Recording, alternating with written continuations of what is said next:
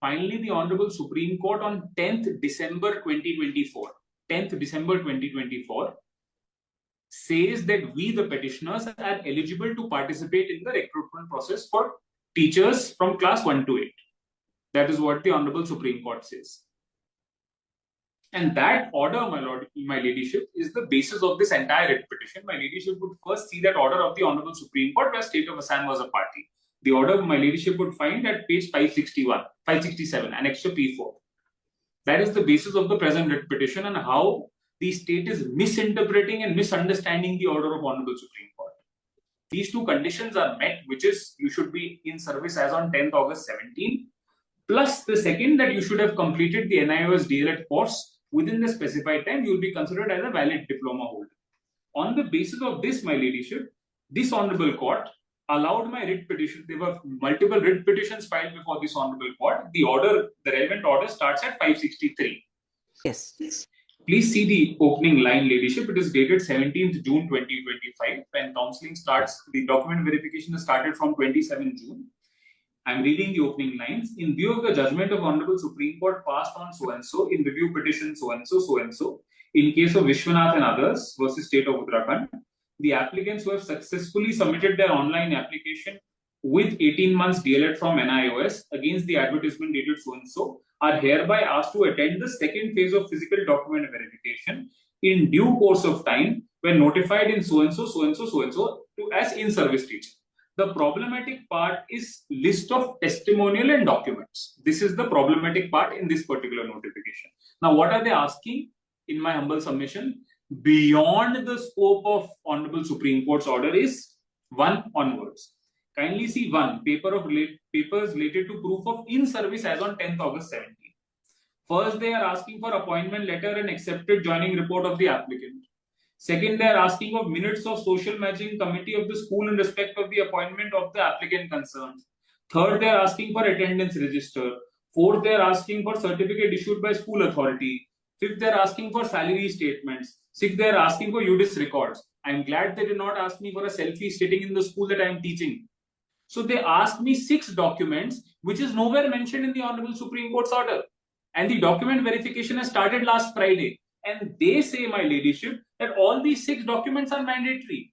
The question that I put to myself is, where does the state get the power to ask for these 6 documents when the Honorable Supreme Court has not said anything on this? However, my ladyship, what is most important, because I had the opportunity of assisting the Honorable Supreme Court in these matters, what was there before the Honorable Supreme Court is very important. Hence, I will request my colleague to just tender a compilation of documents in which this order was passed. Just have a look at those documents. It is a part of the record. What was there before the Honorable Supreme Court was only 1 document, that on this basis you have to prove that you are in service. Over and above that, nothing was required. So kindly have that 1 document compilation, if my ladyship would see. It is the heading of the page, the first cover page says in die number 4961. This is as it is from the Honorable Supreme Court's compilation. In this, my ladyship would just see 1 letter and this was argued by us before the Honorable Supreme Court to get this 10-12 order. Kindly come to page 47. Page 47 may be seen, my ladyship.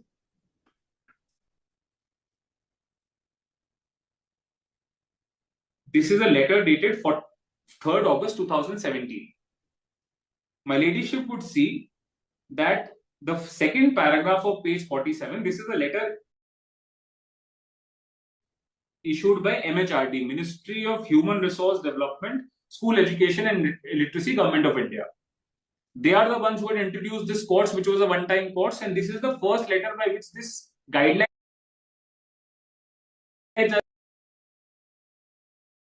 are being laid down for this course, which the Honorable Supreme Court considered. Then please see at 47, the second paragraph, which says action to be taken by states and UTs. May I read, ladyship? The first action is states and UTs. So it is the state of Assam will be responsible for ensuring that all in-service untrained teachers in the state and UTs acquire the minimum qualification required under the RTE Act within the proposed extended period till 31st March 19. My ladyship just noted that this is dated 3rd August 17, prior to the course. Then, very, very important, please come to 48. Please come to the very next page. See who has the responsibility of checking whether I was in service or not. Please see Roman 7. Very, very important. Roman 7. All states should prepare a database of such teachers in their state. Who are these such teachers? These are teachers as mentioned above in service. The responsibility to give this data was on the state, not on me. Then please see the next one. 9. Roman 9. State coordinator will enter. It's again the state's responsibility. I am not the one who can just go and apply. The state has to first recommend my name. State coordinator will enter the entire database of untrained in-service teachers in government and private schools on the portal especially prepared by Nios for this purpose. This portal will also be utilized by the to monitor the process of the training in each state. So it is the state who had to verify in 2017 whether I was in service or not. Now, the most important part of my argument, my ladyship, please see Roman 10. For teachers in private schools, a certificate from the principal would be taken to ensure that the teacher is serving in the school. These certificates will be collected by the state/union territory. And then please see the next one. Once the above information is provided to the state coordinator, then Nios will provide the following to individual principal. So it is everything between the state and the school. I had nothing to do if I was in service or not. And then to add on to this point, please see page 49 also. 49, there's a timeline given in the bottom. Please see the fourth timeline, which is 20th August 17, which says states and UTs will submit complete database of all in-service untrained teachers in government and private schools to Nios. I would just pause here for 10 seconds, ladyship. Unless my name was there in the list given by the state to this institute, I couldn't have taken this course. The responsibility to identify me and to give my name was on the state. So therefore, today saying that please give me these 10 documents to show that you are in service is redundant.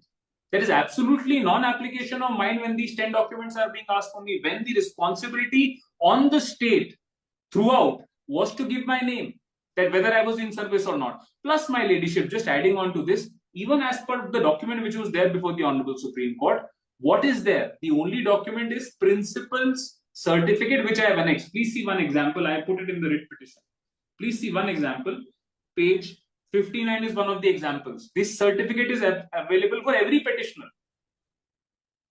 Please see page 59. I have put for every petitioner. I am showing you just one example. Please see 59. This is Binodini Public Academy. Please see teaching experience certificate. This is to certify that because this son of so-and-so have qualification graduate, he has 9 years of experience. He has joined the school on 13 Jan 16. Is still serving the school to the best of his duties. So this certificate is available for every petitioner, page 59 onwards. Continues for every petitioner. At page 68 is the other petitioner.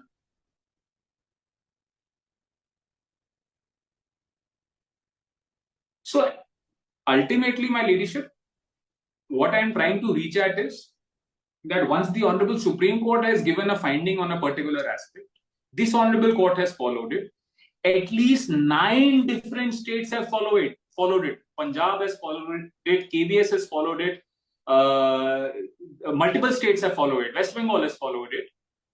Everywhere, the only document to show that I was in service is this experience certificate. There is nothing more required.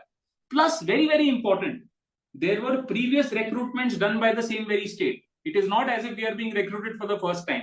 Please see the document that they asked us in the previous recruitments. Please see 638 for a minute.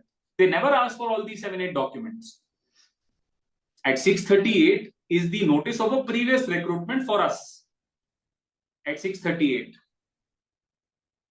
Ladyship would see para 1. The candidates must attend the physical document verification along with all relevant original documents, copy of online application, self-attested photocopy set of all documents. There is nothing that I need to show for in service. The advertisement is just 1 page prior, where none of these documents are mentioned. And not just that, ladyship, they have similarly placed ODL candidates who have done a course from the state SCERT also. None of these documents are being asked for. So why should there be a partiality qua me is the primary argument that I am trying to canvass. In this backdrop, my ladyship would please come back to the impugn notification. The reason, and please see 54 with me for the last time before I proceed to make my prayer. 54, my ladyship, what is the problem? One, there is no power. Under which provision of law at 54 is the state asking for these documents? Which provision of law? In fact, BTR has also implemented it, ladyship. Honorable Supreme Court 5 days back has passed an order in BTR's case where they have to issue appointment orders.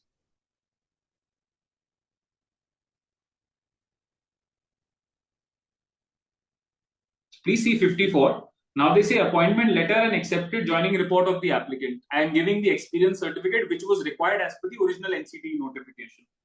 Minutes of social management committee of the school in respect of the appointment. How can I have it, my ladyship? I am an applicant who had taught in a school 8 years back. Where do I get this from? What is the power of asking for this document? Then see photograph of attendance register. Unfortunately, ladyship, post 2019, post COVID, most of these schools have closed. The cutoff date as per Honorable Supreme Court's order is 10th August 17. Was I teaching on 10th August 17 is the thing to be seen. I have produced experience certificate for everyone. Now, where do I get these attendance registers from if the school has closed 5 years, 6 years back? Then please see the next one. A certificate issued by the school authority, which I have already produced. That is the only thing that I have. Salary statement. Most of these schools have paid salary to me in cash. Where do I get all these things from? My ladyship would understand that, would appreciate the fact that we are not the principal of the school. We are some schools teachers teaching in the primary school at some meager amount. And then the UDIS records. I must also say these UDIS records are not even mandatory even today. Every school to have, like we all of us have Aadhaar cards. Similarly, schools will have these UDIS records. The state has not mandated these UDIS records even till today. They'll mandate it from the next very year. Okay. So therefore, my ladyship, my interim prayer is this. Because there are two notifications which say that counseling verification has started from 27th onwards. The second is starting from tomorrow. We'll give that proof. I'll request my colleague to just hand over that proof where it says that Friday the first counseling has started and the second one is starting from tomorrow. Either my ladyship would consider staying them, because unless they follow the circle or the square covered by the Honorable Supreme Court, it cannot go. Or my ladyship would say that they should not insist for anything over and above the experience certificate subject to outcome of the writ petition. I have absolutely no problem. Because once I go, all of these documents are not, they do not have the power to ask for it. I don't have these documents because the Honorable Supreme Court never said. The state gave all these in-service documents or details to the NIOS. Let it be stated at least these provisions where these other than the experience certificate, if anything is asked for, let it be stayed till the next date of hearing. Or the process may be kept in abeyance. The problem is this, that if an interim order today is not passed, the document verification last will conclude by 8th of July. That is the last document verification to be completed, and there are about 4,000 students in the candidates in the list. About 3,572 candidates are in the list. If the document verification is complete, then there'll be a new cause of action that will come in. And it is not as if I filed today. I filed it at least 6 days, 7 days ago. But they released the document verification list 2 days ago. So therefore, my ladyship, my humble prayer, and I am so grateful for a patient hearing. My humble prayer is twofold. One, either kindly stay this process so that this issue of what can they ask for, or I'm so grateful, ladyship. Lawsuits. First of all, this petition was filed on the basis of an apprehension lawsuit. On apprehension date, their candidacy will be rejected by the impugn order. That impugn order, what is the impugn order lawsuit? Page 54. And before the lawsuit may kindly turn to the annexer, they have annex as page 623 lawsuit, which is a judgment by the Honorable Supreme Court lawsuits. 623 lawsuit may kindly turn to 623 para 40 lawsuit clause 5, whereby they were allowed by the Honorable Supreme Court lawsuits. May I read this? We clarified the source of the teachers who were page 623 lawsuit. 623 para 40 clause 5 lawsuits. This is judgment passed by the Honorable Supreme Court lawsuits, whereby it was stated that we clarified that such of the teachers who were in employment as on 10th of August 2017 and who completed 18 months of DLED ODL program through NIS before 1/4/2019 shall be considered as valid diploma holders for the purpose of applying for the institutions. And accordingly, we have applied lordships. We have allowed them to apply lordships. They have applied. And next, lordship. We direct the respondent authorities to consider the candidates of such appellants who were in service on 10th August 2017 and that who on verification lordships. There's a question of verification is their lordship. So why they are afraid of verification? No, I'm sorry, they are misreading. The verification is continuing till 8 lordships, 8 of this August, July. And thereafter lordship, there also lordship, they will not complete them. And if there's any absentee during this period, 27 to 8, then we'll again call them. There will be 4 sessions will be held there after 8 lordships. Let them appear, let them file, submit their lordships documents, whatever they ask for, and this notification doesn't contemplate that they will be rejected lordship. Where is the they only on application they have filed this petition lordships? Whether the lordship will allow this petition? There's no question of issuing any interim at this stage. Let them appear and submit all the documents lordships. Why they are afraid of? No, as per their intention, they don't have those documents. Whatever documents they have, that can be. Have taken any action against them, whatever have rejected their candidates and lordships? No. Till now, no. Till now, then where is the question of filing this petition on application lordship?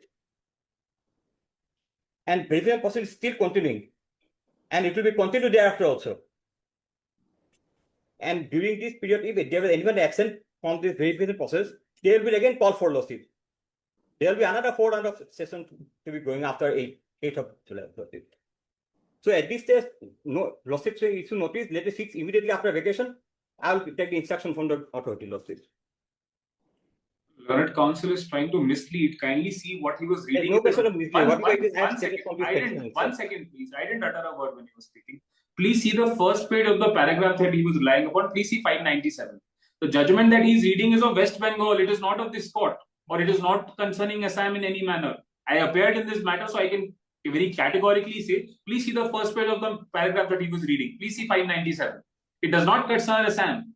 597, if my ladyship would see the paragraph that he was reading, it is Kaushik Das versus State of West Bengal. 597. And the issue, one second, sir, if you don't mind. The issue in this matter, my ladyship, was that the allied had not given TET. That is recorded in the judgment. If you will please see this judgment, this is not the main judgment of 4961. In fact, if he wants to see, kindly see a judgment. Please see 597 for a minute. This is concerning only West Bengal. And this is an SLP against an order of the High Court. In fact, a similar judgment has been passed by the Honorable Supreme Court at page 585 for Uttarakhand, where they have not spoken about verification. Please see 585. What is my learned friend referring to? Please see 585. I have argued this judgment very well before the Honorable Supreme Court. Please see 585. Now, ultimately, this sir, 1 second. Please let me complete, if you don't mind, sir.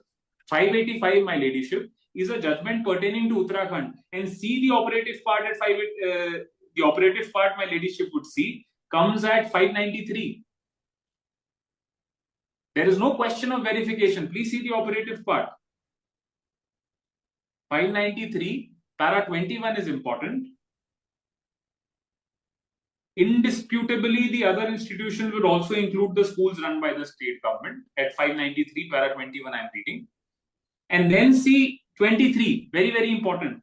We therefore direct the state government to consider the claim of the applicants in accordance with clarification done so, and if the applicants are found to be eligible, to appoint them in accordance with law. Now, it is my case that as per the advertisement, all of us are eligible. We are meeting the eligibility criteria.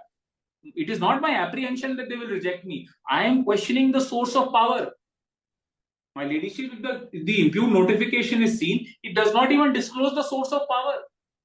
How can a government release a notification without justifying that what power does it have? Please see 54. Not even a whisper. The only thing that they are saying is we are relying upon Supreme Court judgment. The Supreme Court never said that you can ask for these 8 documents. In fact, I showed those documents before the Honorable Supreme Court.